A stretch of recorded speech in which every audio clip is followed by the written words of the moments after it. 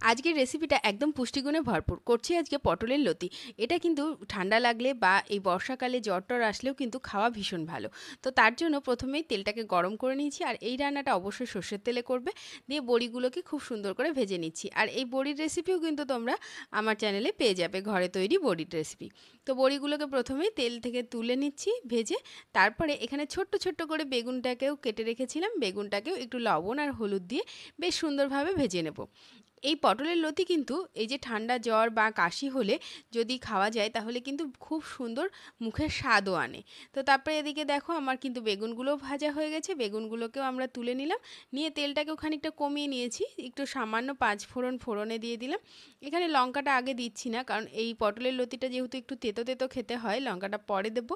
আলুটাকেও একদম ছোট্ট ছোট্ট করে বানিয়ে রেখেছিলাম। আলু পরিমাণ মতন লবণ এবং হলুদটা দিয়ে দিলাম। দিয়ে আলুটাকেও বেশ সুন্দরভাবে ভেজে নেব। মোটামুটি অর্ধেক ভাজা হয়ে গেলে তখন একটা লঙ্কা ফাটিয়ে এখানে দিয়ে দিলাম। আর এই যে পটলের লতিগুলোকে এইভাবে ঠিক বানিয়ে রেখেছিলাম, যেগুলো খুব মোটা সেগুলোকে একটু মানে খোসাটাকে ছাড়াতে হয়। বাকিগুলো এমনি নর্মালভাবে কেটে নিলেই হয়, আর আকর্ষিগুলোকে বাদ দিয়ে দিতে হয়। তারপরে আবারও খানিকক্ষণ একটু নাড়াচাড়া করে নেব। নাড়াচাড়া করে নিয়ে এখানে বেশ খানিকটা জল দিয়ে দেবো। আমি এখানে 1 কাপ পরিমাণে জল দেব। আর জলটা এমন থাকবে যে জলটা মোটামুটি এই ডাঁটাটা সেদ্ধ হতে যেটুকু সময় লাগবে তারপরে হাফ হয়ে থাকবে, মানে একটু ঝোলঝোল থাকবে। পরিমাণ মতো লবণ এবং হলুদ দিয়ে দিলাম। দিয়ে এবার এটাকে ঢাকা দিয়ে দেবো, তাহলে খুব তাড়াতাড়ি ডাঁটাটা নরম হয়ে যাবে আর খেতেও কিন্তু বেশ ভালো লাগবে। এদিকে দেখো বেশ খানিকটা জলও রয়েছে।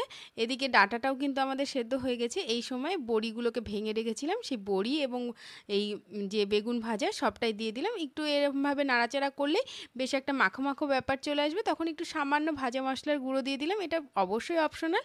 তাহলেই কিন্তু আমাদের তরকারি একদম রেডি।